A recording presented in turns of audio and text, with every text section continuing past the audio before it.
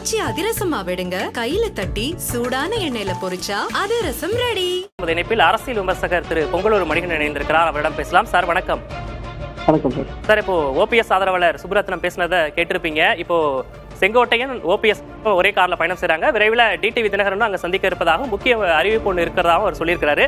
அடுத்த கட்ட நகர்வுகள் எவ்வாறு இருக்க வாய்ப்பு இருக்குது? அரசியல் களத்துல என்ன மாதிரியான தாக்கத்தை ஏற்படுத்தும்?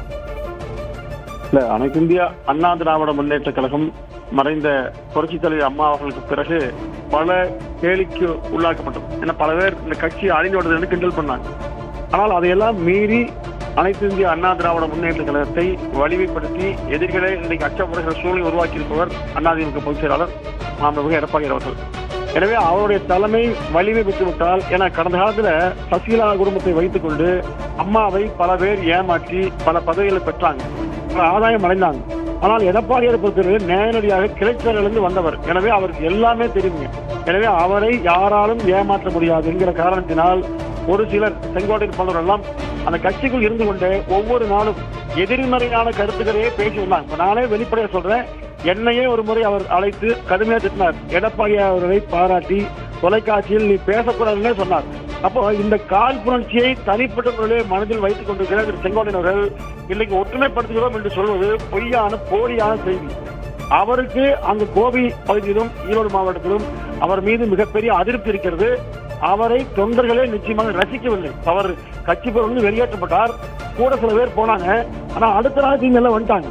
இப்போ அவருக்கு எதிராக பல நூறு பேர் பொறுப்புல நியமிக்கப்பட்டிருக்காங்க. அப்போ அவரை எதிர்ப்பதற்கு தயாராகவே கோபியில பல நூறு பேர் இருந்திருக்காங்க. எனவே திரு செங்கோட்டையன் தனக்கு ஏற்பட்டிருக்கிற அந்த இழப்பை சரி செய்வதற்காக ஒரு நாடகத்தை அரங்கேற்றுகிறார். இப்போ எப்போங்க அதிமுக பொதுக்குழு கூடிச்சு, நீதிமன்றத்துக்கு வழக்கு போச்சு, அப்பெல்லாம் ஓபிஎஸ் போய் ஏன் சமரசம் பேசல?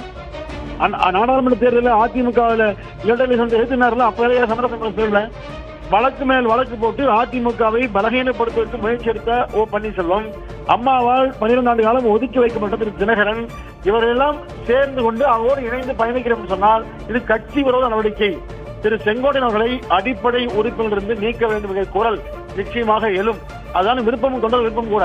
ஏன்னா கட்சி என்பது கட்டுப்பாடு முக்கியங்க. அதாவது கட்சி இருந்தால்தான் ஆட்சிக்கு வர முடியும்.